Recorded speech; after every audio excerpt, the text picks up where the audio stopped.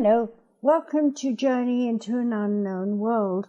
I'm Professor Margaret Rogers Van Coops. I like to be called Dr. Margaret, and you are listening to Web Talk Radio.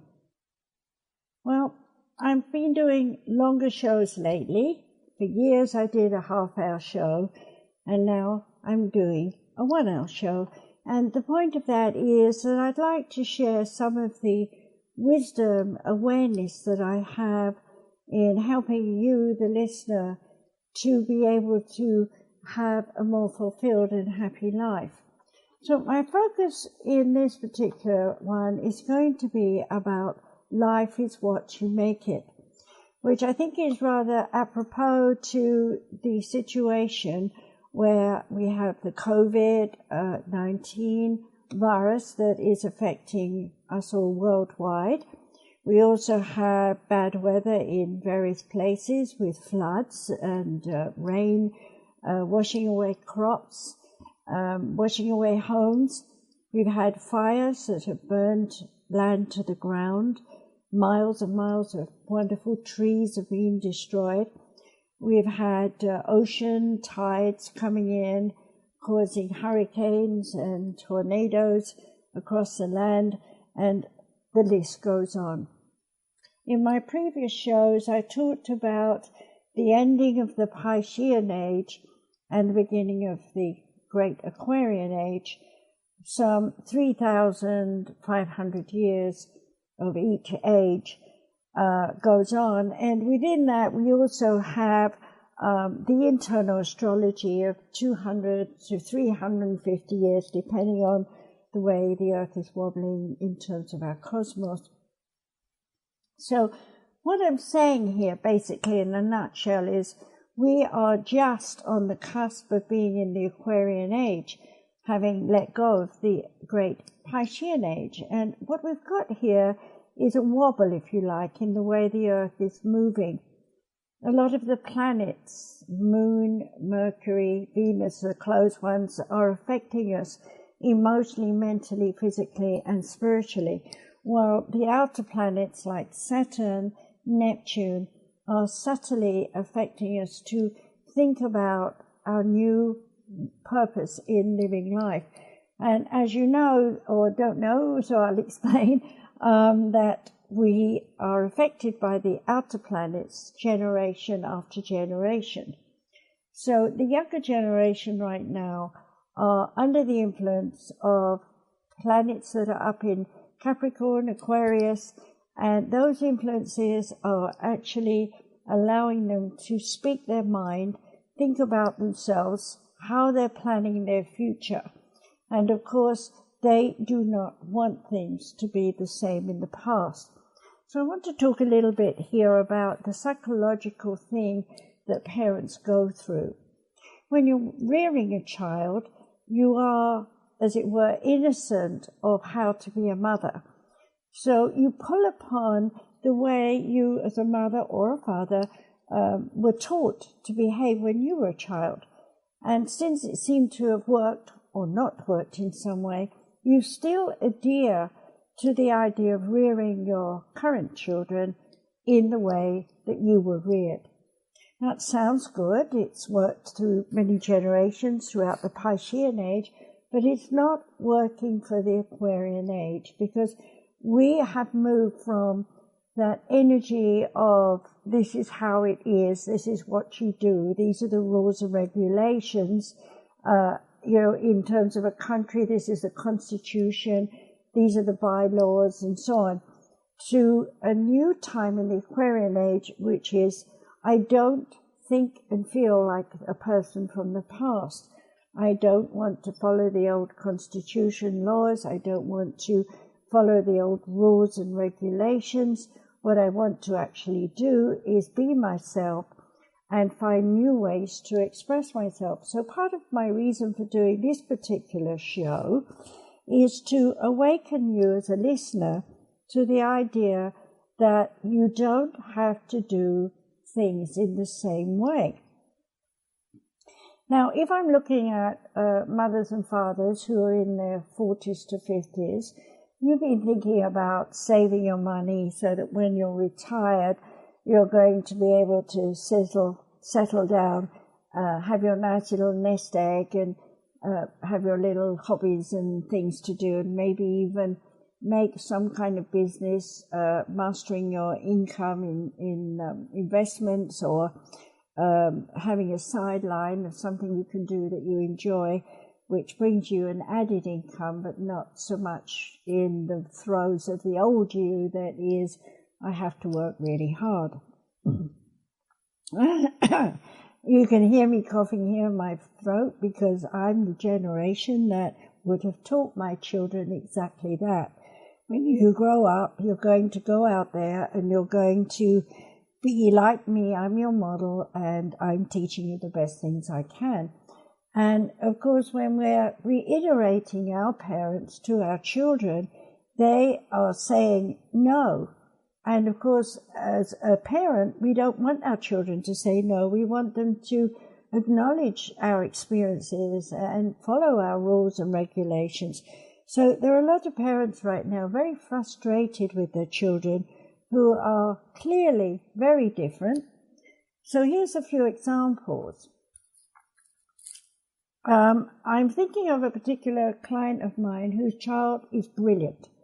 She only has to read, talk, listen to something once.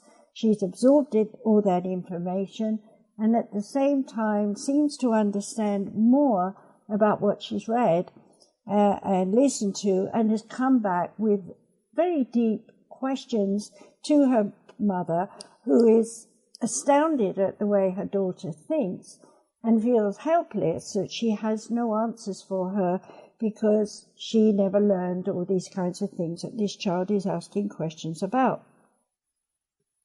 Now, what I would point out here, if I make it in, a sort of metaphor, is it's like the mother's consciousness is, well, when we were a kid, we used to play dress up and put on mum's dress and plod around in high heels trying to be like an adult. Whereas her child, in this case, doesn't want to do that. She wants to go out and sit in the library and research questions and things that she's got on her mind, or, talk to her friends on the phone all the time who are equally interested in things about the future. So here, in this particular case, the mother was feeling insecure because she didn't feel she could guide her child in the education that the child desires. And this is a common thing now across the world, whether we're living in a third world country or whether we're living in Europe or the Americas. What we're looking at is a whole race of new children being born who have an extra 2 to 3 or even 4 DNA strands activated, which means that they actually perceive themselves entirely differently from their ancestors.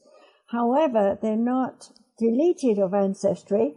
In fact, it is encoded into their spirit and into their soul vibration. So here, I want to point out that the old Haitian idea was you just get born and you pray to God and hope that one day you'll pass on into the spirit world where you will meet Granny, Grandpa, and all those who've gone before you.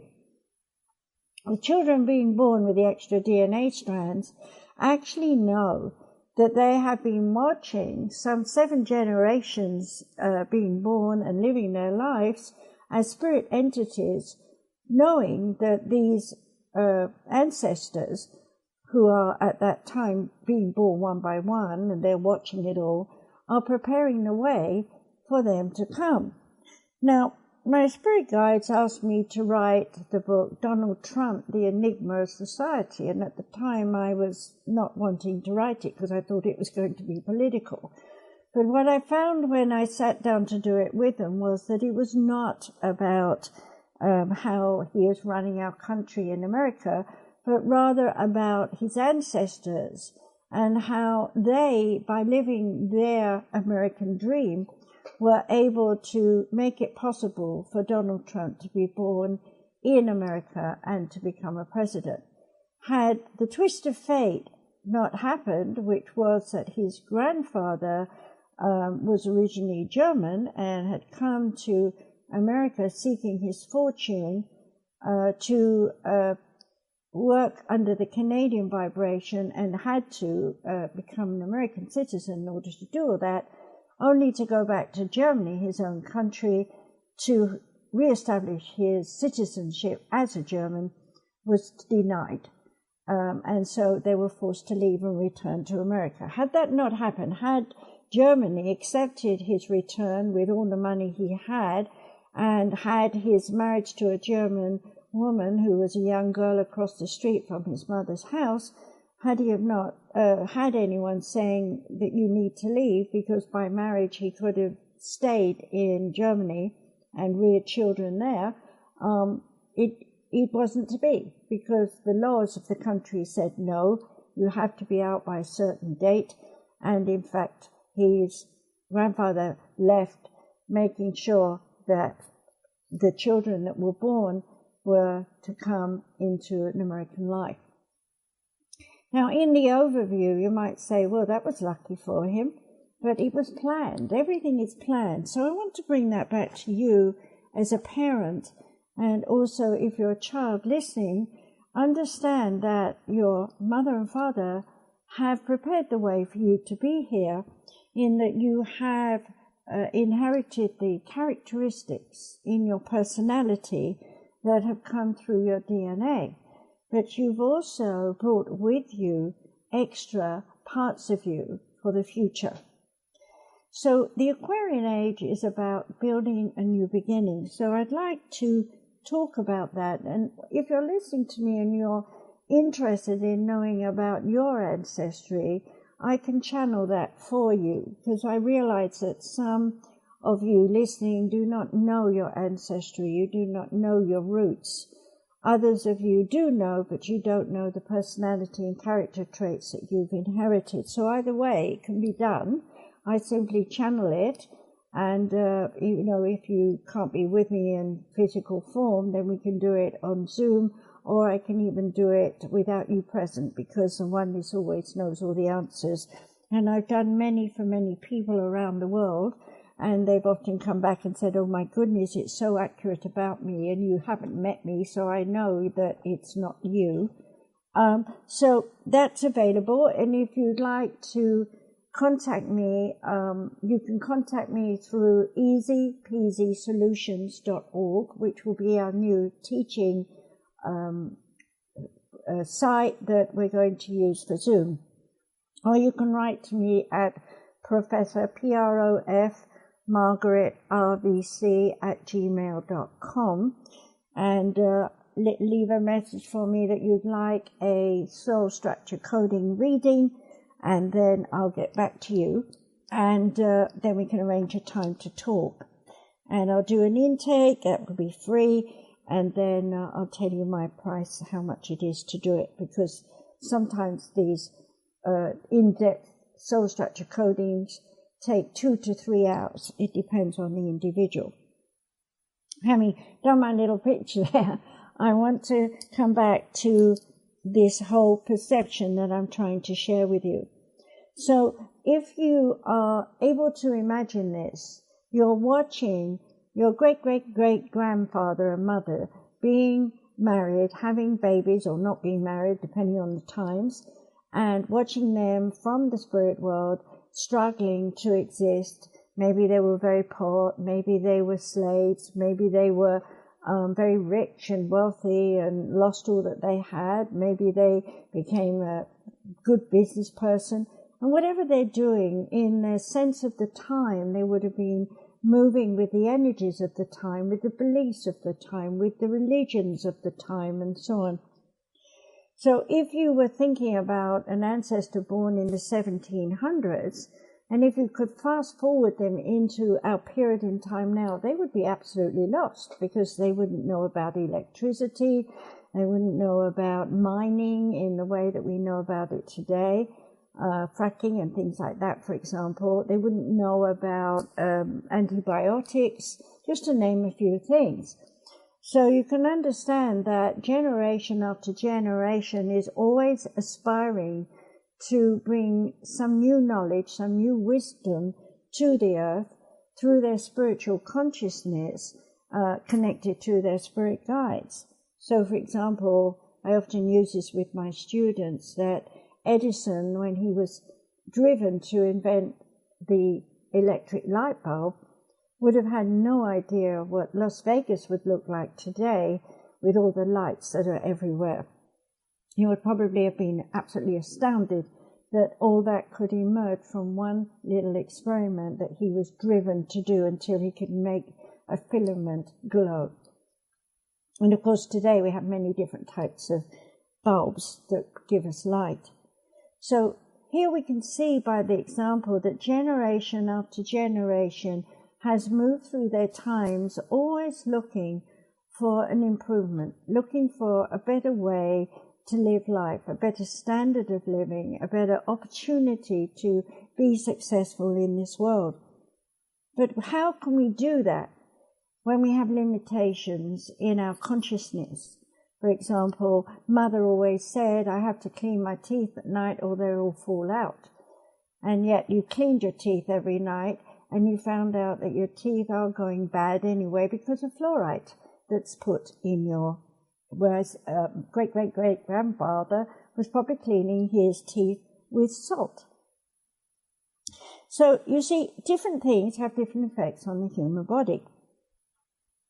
And so one of the things that's also going on with each generation is we transform and adapt to the new foods that we discover. And when we think about Magellan and great salesmen that are around the world bargaining with different countries to bring silks and satins from one country to another, clothing changed, the types of materials we use today are entirely different from what they used 200 years ago.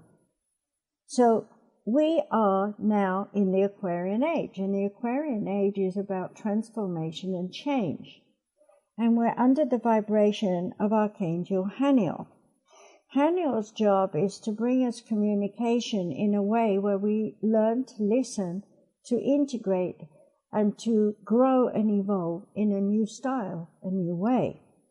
But unfortunately, we don't give up the past very easily. For example, another type of situation would be someone who's so miserable at home that they run away from home at, say, 15 years old, into the streets, live on the streets, learn a lot of rough energies about the streets. Maybe boy or girl gets raped, maybe violently attacked in some way, or maybe they become someone who steals and does whatever they can to survive. And you might think, well, how could they live like that? So perhaps you might imagine that they have lived in a past life in another country where they've been a thief before, so they're pulling on that. Or maybe they've been a soldier, say for the Roman times, and they're learning to be aggressive and violent in that period in history. And here they are, not knowing why or how, suddenly becoming very interested in carrying weapons and trying to attack people and control situations so that they can have a better type of life. Well, we could rationalize the scenarios over and over again, but ultimately what we have to look at is the reality of what's going on in our world right now. All over the world, no matter what the destructive mode is around individuals, parents are trying to give their children an opportunity to learn in a different way. Every parent wants their child to be prepared for a future which none of us know what it will be like. So here we are in a technical age. Can you imagine just 100 years ago in the 1800s that mother would be saying to a child, now you really must learn to type on these old-fashioned typewriters because in the future there will be electronic equipment that you will have to work. No, nobody knew about the electronic equipment. But I can tell you, as a young child, I was definitely forced to learn how to press my fingers hard down on an old key typewriter. I can't even remember the word. Typewriter, in order to print a page of words, and it was hard work. It wasn't like pressing a piano and just getting a note. This was push really hard, and it took time to train your fingers to have the muscle power to push those keys down. Whereas today, you barely touch it and it's printing a letter. Now, one could not have imagined that, but given time with the evolvement of step by step of technology, someone somewhere begins to imagine it. And out of imagination comes a desire to try to make it happen. And when it does happen, there's great joy in discovering something. And then you teach that to someone else, and that someone else has an aha moment where they think, I can take that and add to it, or expand it, or transform it in some way to be more efficient.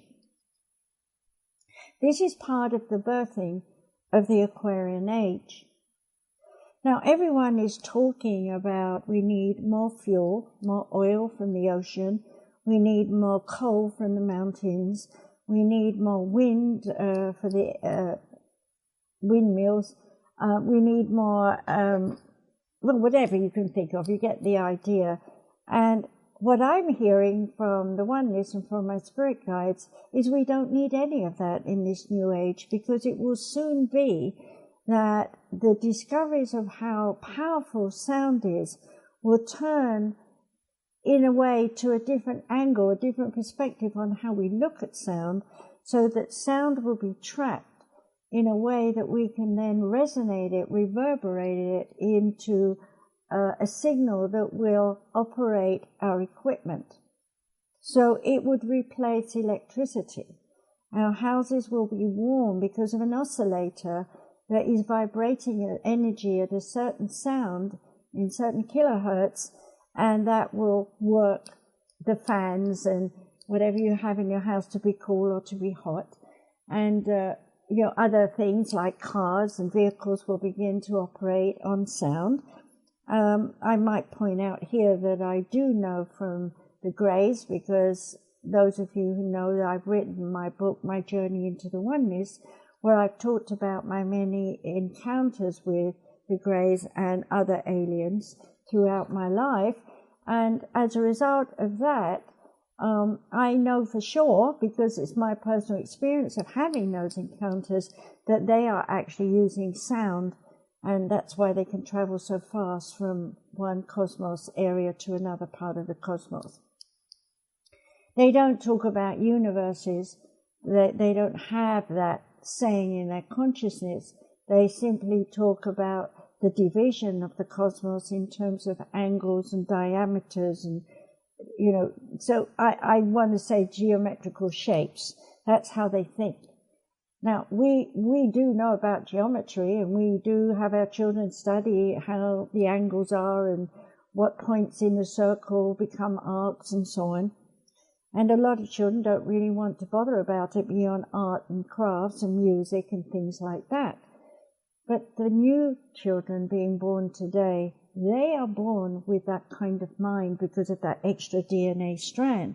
And so what they're going to be doing is calculating how to trap or vibrate or resonate sound so that we can actually use it productively. Now, I will tell you this, that I'm not the only one who knows this. I did see a video online. Unfortunately, I can't give you the link because I didn't record it. But somebody was doing an experiment with a drum which had sand on it, and playing right next to it was a music player with sounds, music, and it was connected to the drum with a cable. And when the music was turned on, the sand, through the vibration and resonation of the sound, immediately pushed all the sand to form circles, triangles, squares. It was quite an amazing experiment. And I would encourage you to search for that and watch it, because it's mind-blowing. But it is the future, because once these children who are born understand how to trap it and to work with it, to work mechanisms that will be developed, then we're on the way towards a better future for everyone across the world, because we can all play music, we can all tap into the earth. So what are we looking at? We're looking at subsonic sounds. We're looking at normal sounds that we can hear in our range, or the sounds that animals can hear that we cannot hear. In other words, there are many sounds that we cannot hear as humans, but they are there and they can be tapped into and used. And then we have supersonic sounds that come from the universe. So all of these new vibrations are keys of C. So if we have the key, major key of C, then we have da da da da da da da da. I'm singing here, but within that, each note is another resonation and reverberation. So when you trap into one note and you oscillate it, you can actually hear many other notes within it. That much I know. If you are lying on the floor and you and you get the right pitch, your mind will give you the whole key of C. Or if you're singing in D, or oscillating there, you'll hear the whole range of the key of D. In other words, there are many flats and sharps, shall we say, just in music, in orchestra music and things like that, which we can tap into and use as well for technology. And there are scientists who are working on that right now. So don't be worrying about going down a mine anymore or getting oil out of the ocean, because within a few 100 years we will look back and say, how archaic can we have been? But then again, in the same parallel, we could look back to what we call prehistoric man and say, well, they were archaic. They had to go and get twigs and rub stones together to get a spark so they could light a fire. And most of us today can't do it because we struggle with it because we haven't been trained, or we don't have the desire to do it because our mind says, I don't need to, I've got a match or a lighter. Okay? So we've become complacent with our growth throughout the ages. And coming back to the COVID now, this little lesson for us is to stop just evolving for the pleasure of having tools and toys to play with. We're now learning we need to go back to our roots. We need to understand that whatever we're doing, we should not take it for granted, but rather understand the measures of what it puts us through. When I was a child after World War II, anyone who had shoes would turn them over to the cobbler once you'd outgrown them, where the cobbler, who is a shoe mender, would completely renovate that pair of shoes and then sell them to a mother for her children or husband or whoever at a price that was economical to the times and to his ability to make those shoes look like new. Now, relativity in money is always something we've had to deal with. By valuing a dollar or a rupee or a mark, it depends what country we are in, we compare that with other countries and we end up with my marks are worth more than your dollar or vice versa. And then we talk about bankruptcy when we find out our money isn't worth much. So countries play off one another, and they've been doing that for thousands of years, right back before the Egyptian times. Everybody was trading something in some way. And so, for example, if I had a chicken and it was alive, it's going to produce lots of eggs, which was worth much more than a chicken that was dead. So the sales was based on survival in those days. Today, the sales are based on how long it'll last and when can you get a new one, which doesn't really justify our values on the things that we do. So whether we're talking about medicine or we're talking about a new earphone plug or something, we've been trained to say we need it, we want it, because it's got to keep up with the times, because everything is changing. Well, right now, everything is not changing because of the COVID virus. We're locked down. We can't go to work. So we're not making more new equipments. We're having to do with the old equipments and adapt and make do. We're getting frustrated because we talk to someone on the phone and they're reading a script and they can't really help us because they're not technical, but they're paid to sit at the computer and read the stuff and advise you and try and be as nice as they can. More importantly, what it's doing is it's making us look at the way we live, and it makes us understand how isolated we are, in that we suddenly realize we're missing company, we're missing conversations, we're missing inspirations through conversations, and we're missing the development of our potentials to awaken to a much better united world.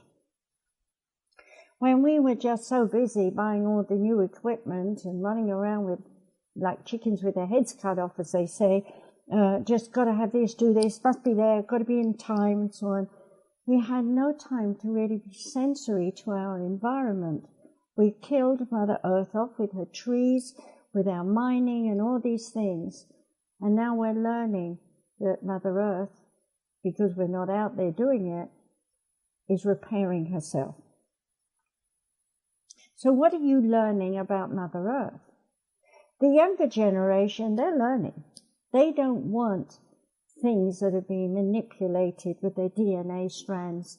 They don't want wheat that's, given some kind of, I don't know what we call it, but some kind of plant thing to make it grow twice as big and twice as long in its own DNA structure.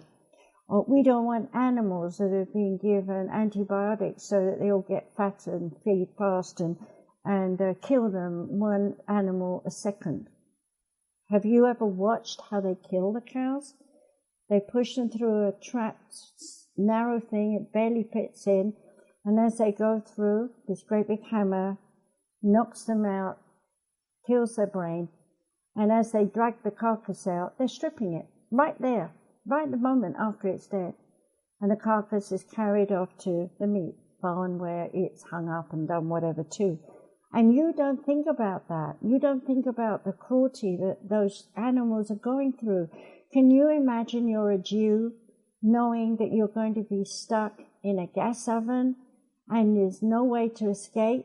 Because if you run, they'll kill you anyway. So either way, you're dead. And the fear in those Jewish people during World II, have you forgotten? Or if you're young, did you ever see the videos of how emaciated and awful those people were? If you haven't, go on YouTube and look for it. World War II. The camps, prisoner of war camps, the Jewish people, you need to know it. And then think about these cows.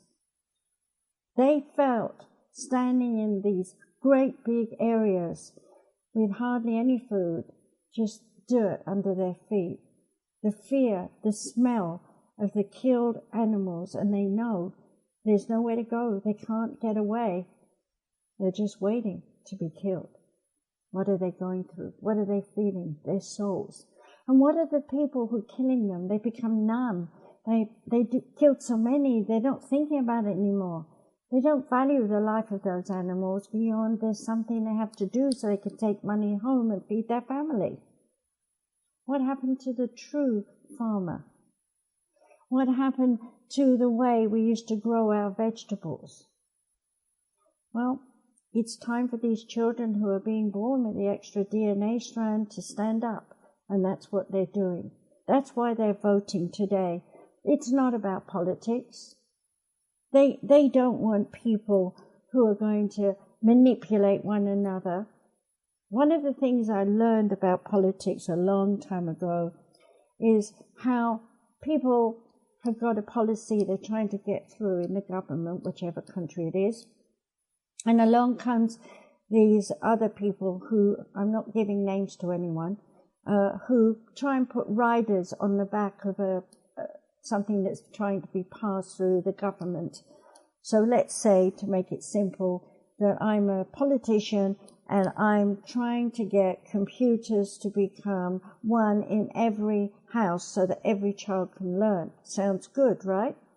But along comes someone else who says, well, I'll back your move to get a computer in every house in the land if you will back my desire to have telephones on every desk, just to make it simple, okay? So now we've got two things going into discussion. And then someone else comes along and says, well, I'll back you if you'll vote for me to get a computer in everybody's house and vote for the people to have a telephone, but in return I want you to back drilling oil, when everybody else is saying we don't need oil anymore. There is the fight. There is the banner. There is the block. That's what's been going on in politics for years. Riders on top of riders. People manipulating those riders. So that by the time you're riding on something, you're lost. Your particular part in the whole plan has gone out the window. So we don't have any help. They get tabled time and time again.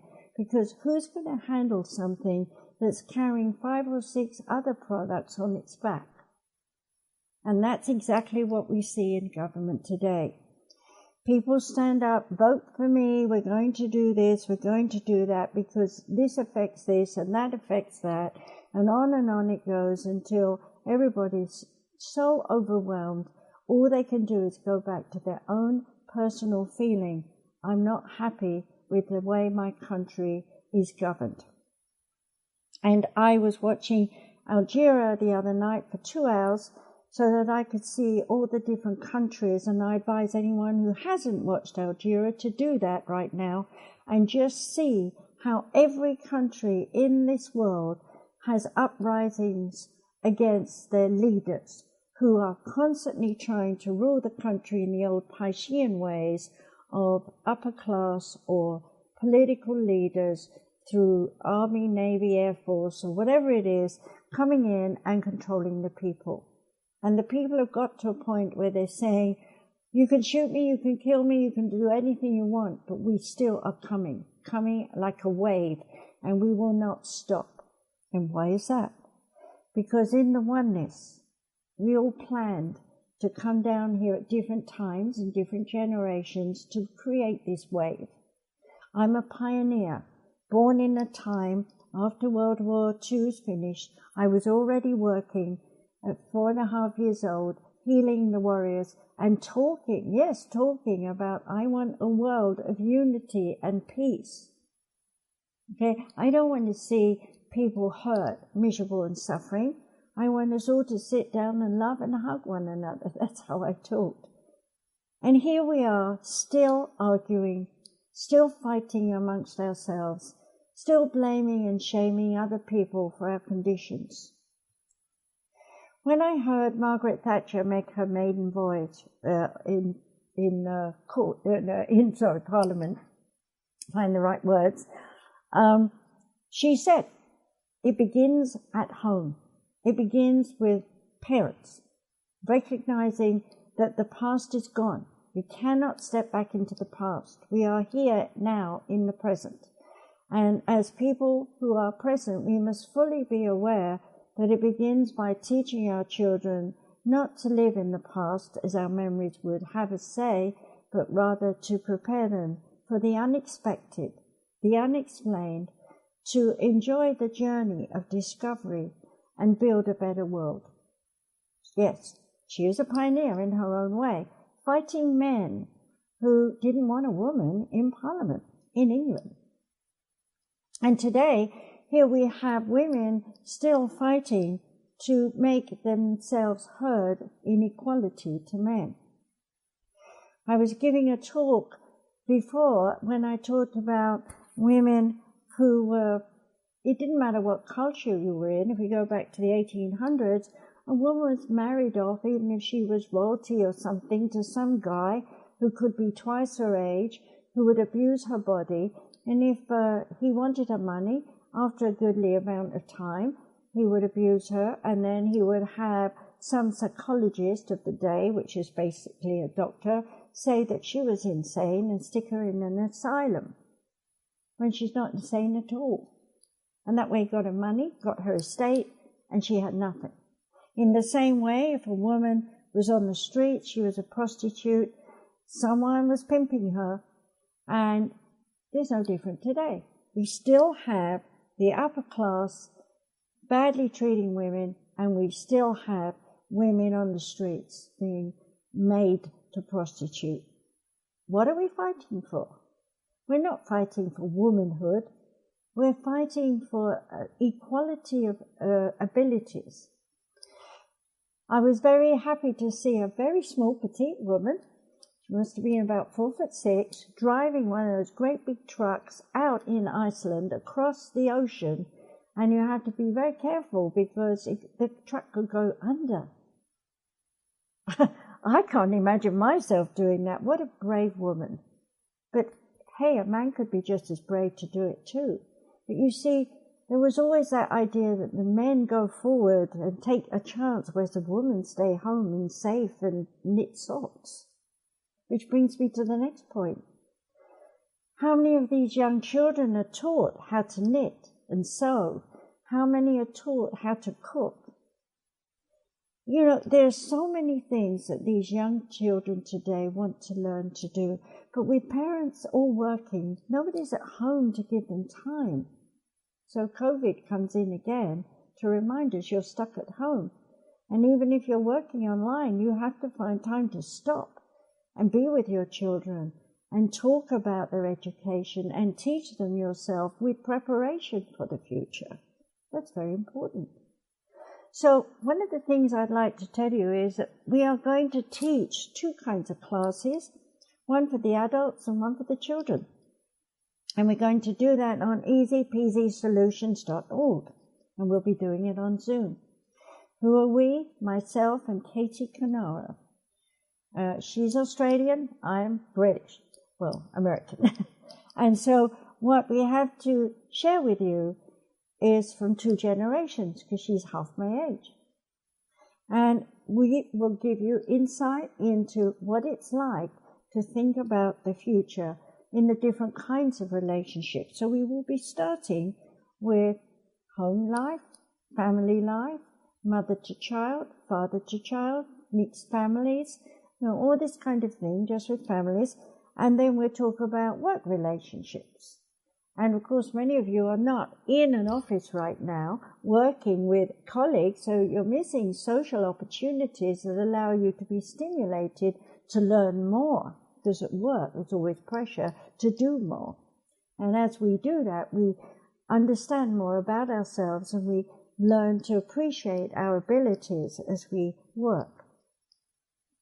So, hey, we're all at home.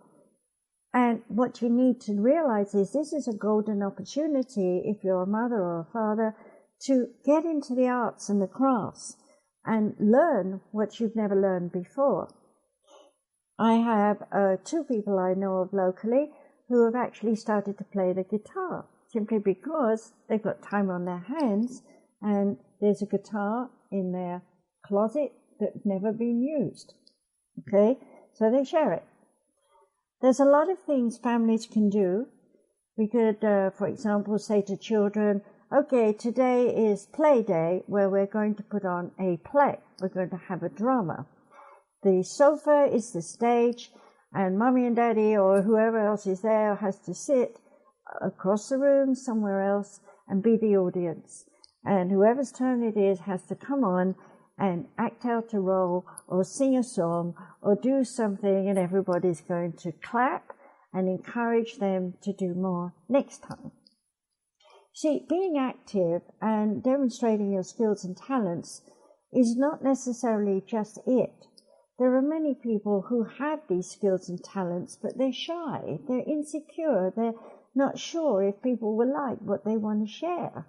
So by having these moments, it's a wonderful opportunity for the family to consolidate a belief that anything you do is good, because it's better than nothing.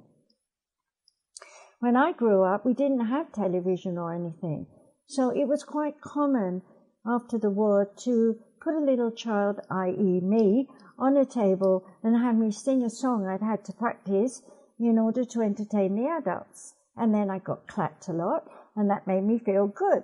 And so the next time I was asked to sing, I felt better about singing and so on. So given time, I was able to allow myself to, I'm just taking my earring out because I'm realizing it's making a noise. Sorry, folks. So any time that, you've got a spare time, make an hour or two for your children to be able to give you a show. And maybe it might be the other way around, where you and hubby or friend, auntie, uncle, Tom, anybody, grandma, grandpa, also puts on a show so the children are entertained. Okay, if you go back in time to when there was nothing, it was not unusual for family members after dinner to sing a song together or play cards and, whatever table games they were at the time. Back through history, there's always been entertainment after dinner. So here, in our time, it's dinner watching TV. And I was watching a family recently watching TV, and they were just eating and watching TV. And, it was like no communications between them, not even discussing what they were watching. Unless it's a ball game, then they're all yelling and screaming. But of course, we haven't got sports now. So how are we going to converse? Sharing is a very important thing. And there are a lot of people who do not know how to have a conversation. So part of what we'll be doing when we discuss online these free talks about the different kinds of relationships, we're also going to talk about how to open up and be more confident and have a conversation without feeling you're going to be judged and condemned for opening your mouth. Not everyone's going to agree with you, but that's the part of growing. That's the part of understanding there are more opportunities to expand what you're thinking about. Some of us can be very narrow-minded and very limited because we're afraid to step outside the box. But hey, it's exciting when you step outside the box. It's like an adventure, and you've got to have your eyes open, your ears flapping like a dog. That's the way I'm seeing it in my mind. Because you want to catch everything they're saying and everything they're doing, and your body language is showing, hey, I want to join in. Well, you see that in the children, but too often the parents are saying, shh, sit down, I'm watching TV, I can't talk now. Or shh, sit down, I'm talking to someone on the phone. So try and be there. Be there presently, in your body, in your mind, in your heart for the young ones. Now, when I say young ones, you might be 70 and you've got a 50-year-old in the room with you. They're still your young ones, and you've taught them how to think and feel. So if they're giving you lip back, they're giving you a mirror image of what you taught them in the old days. So you might encourage them to think about tomorrow and how to step outside of the past, outside of the box, and find new ways to be. It's not unusual when I'm doing a reading or counseling for a mother in her 60s or 70s to come to me worried about how they can help their child who's gone off, the tracks, as it were, and they won't listen to them and they're not doing whatever the mother wants them to be and do. Well, the bottom line is the reason they're not cooperating with their mother is because the mother is trying to make them a copy of her or of dad or grandpa. And these children are not encoded to copy. They're encoded to explore and go beyond the barriers. So we are seeing all over the world uprisings now where they're trying to get rid of the heads of states, we'll call them that for now, in whatever country you're looking at. Even the most balanced countries who've had a good political sense of leadership are crumbling. Because people are blaming the people in power for not having preparation. Now, in the form of a pandemic, there was many people talking about that when I was, in the 1980s, that one day there was going to be a pandemic. And here it is. And then we get all this silly nonsense about, China invented this. No, they didn't. It's 5,000 years old virus. And the scientists in the North Pole, with their ice poles, found it 5,000 years ago in their ice things that they keep. And what did it do before? Of course, it wiped out a lot of people then. So in the overview, we need our numbers cutting down. We're 7 billion people on a planet that should probably only have half of us. Why are so many of us born during this time? Because it's a time of change. If we all just sat on our backsides looking pretty, nothing would change. So we have to have controversy. We have to have a transformation. And this virus is providing us with that opportunity for us to sit back and look at our journey individually and ask ourselves, is this what you were planning by buying all those equipment things? Were you expecting that you'd live happy ever after, cuddled up to your iPhone or your computer? Or were you expecting unity, meetings with people, games with people, opportunities to grow and evolve in different ways? Myself, I've carried the dream from when I was young and I was first in school. I said very loudly to everyone I met, when I grow up, I'm going to have a big school where people are going to learn how to speak and listen to one another and heal one another. Yes, that's what I said. And here I am now, looking out, saying, where are those millionaires? Where are those billionaires? We need that money to build a university of alternative thinking, of alternative medicine, of alternative ways to develop our sound into a vibrational energy that will heat our houses and feed our children, because we'll grow crops with it as well, and so on. Sound is the essence of life. Your body is nothing but sound. Your vibration is sound. When you walk in a room, your aura is oscillating, vibrating. When you move the air as you walk, running around the park or something, you are oscillating a vibration. You are sound. You only know it when you hear your tummy rumbling or you listen to your heart going boom, boom, boom. But actually, you're a very noisy person. You've got gas in there, you've got liquid running around, and you've got muscles snapping and doing all sorts of bones clicking and clacking. Yes, you're very noisy. And if you're deaf, you don't hear all that, but you feel it through psychometry, the sense of feeling. And that is one of the ways you can tell that sound is going on around you. If you meet someone who's really oscillating and they're very negative, you get hot. You have a biochemical reaction of energy from their aura into your aura. Now let's say you're the negative and a healer comes to work on you. Their vibration is higher, more refined vibration because they're not negative. And when they put their energy into the person who's negative, that transforms your sound. So if I put it into music, let's say the healer is a B flat and you're a D minor, by the time you put together, you might be a G note. Okay, just to think if you understand music. So you've changed. You feel better. You feel in harmony with the person who's helped you, and the person who's the healer has attuned and retuned themselves to a new note, coming out of sharps and flats into a whole key note that you need to get. That's just a small example. Our animals do the same, even ants do the same. And one of the things that Socrates said to me when I was very young was, look at these ants. They all know their place in their society. Some are bee workers, like with the bees too. And he went on to explain, the insect world has a status and it works diligently. Nobody crosses over. A soldier ant doesn't try to be a teacher ant. A teacher ant doesn't try to be a queen bee ant, or whatever it is. You know, sorry, I'm crossing over. I've got two things going on in my head here.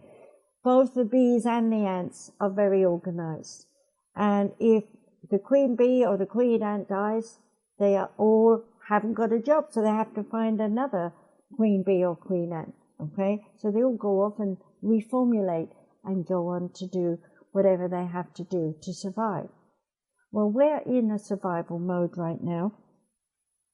We're also watching the earth having earthquakes, floods, and, animals are knowing long before an earthquake happens. The wild ones, they start rushing and herding off to some other area, and the humans are still standing there going, what's happening? Well, the animals feel the vibration of earth because they don't run the gamut of words and sounds in their head, so they just feel the vibrations of the earth trembling before it erupts. And we need to go back to that within our primary essence. We need to feel our auras. We need to feel the energy of other people's auras. But that way we know when someone's lying to us. Instinctively, immediately, without a shadow of a doubt, you know someone's conning you when they tell you that this is the best watch of all time to buy now. And it costs $2,000. Why are you going to buy it when you can go to Walmart and buy a $12 watch, okay, or whatever it is you want? So don't be bulldozed into thinking a lot of money for something means it's the best. It isn't, okay? Realize your instinct, your intuition will always tell you when something's right or wrong. And if you feel that you cannot sort those ideas out, let me help you. I can give you a private session online. All you have to do is write to me, Professor, P-R-O-F, Margaret, M-A-R-G-A-R-E-T, RVC, my initials, Rogers Van Coops, at gmail.com. Professor Margaret, P-R-O-F, Margaret, RVC, at gmail.com. Write to me and say that you'd like a private session with me, and I'll get back to you. Leave me your phone number if you're in America, or leave me your message on Facebook or wherever it is you want, and I'll answer you. I do answer you personally. Even though I have people working behind me, they tell me if you've called, and I call you back. So leave your phone number if I can call you, or leave your email so I can write to you. All right, so I've been talking a lot about accepting that you are part of the future because you're here in this time, in the Aquarian age. So listen to the children. Listen to the fact that they want to clean up the oceans and get involved. Don't be the person that just says, oh, someone else will do it and I'll just watch, or I'll just talk about it and hope it happens. No, you've got to be active. You've got to be out there showing people what is needed to be done. Yes, some of us, like me, are talking about it because we're the older generation, but it doesn't mean we can't get involved. If you're sick and ill, then your body is telling you you've been doing all the wrong things for yourself. And it's never too late to stop doing the wrong things and change and do the right things, because when you do, your body heals. You have the gift of rejuvenation, even coming back from cancer all the way. I've been healing people throughout my life, and I can tell you many, many stories where people are told, go home and die. And they go and get healing, and they change their diet, and they change the way they're thinking, and they recover. So don't curl up in a ball and say, woe is me, nothing will ever change. You are the change. You must be the change, and you must make it happen in your space, in your body, and in this way you will influence those who watch you. To become a workforce of unity, we're seeing this right now in rising up in young people coming forward, mass marches to say, we want changes, we want our government changed, we want our leaders changed. This is a time of change, and it's right that it is there.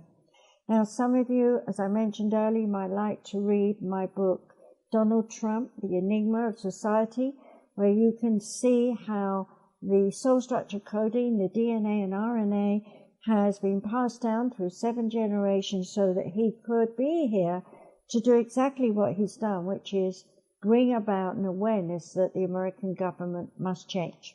And it will change. And everything that's going on with the election right now is about change. And if you're foolish enough to think it will stay and be changed in seconds, then you're going to be disappointed, because this is just the first step towards the real change that will happen over the next 50 years.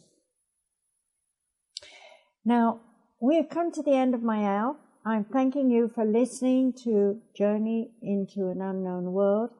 I am happy to say that this is going to be shared on different other networks. I've yet to discover what they are, so I can't give you any call names, but I will say, do share this with as many people as you can. Share the link with Facebook, LinkedIn.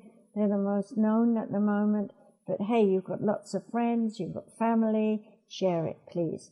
So I thank you for listening, and I hope that you will follow me in the future for more classes, and do go to www.easypeasysolutions, spelled exactly as you hear it, EASYPEASYSOLUTIONS.com, and sign up to come to my free talks on Zoom.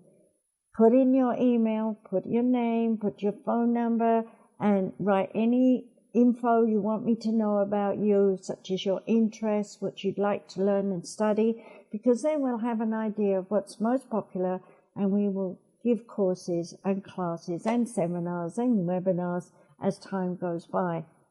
The other thing is, if you have a question, write to me on www.askdrmargaret. That's ASKDR Margaret, MARGARET.com. We're just getting that up now, and you can go there and write to me and read some of the things, and I'm going to be teaching there as well on there as we get this site up and running. So one last thing, if you're religious and spiritual and you want to study spiritual matters, go to universalchristchurch.com, spelled out, universalchristchurch.com. This is for people who are spiritually aware and want to get qualifications as reverend practitioners or just psychics and healers. So let me help you. Let me teach you. Be well, be happy, and do keep in touch with me as often as you would like. That helps us know what you need and what you want. Blessings to you all. Thank you for listening. Bye.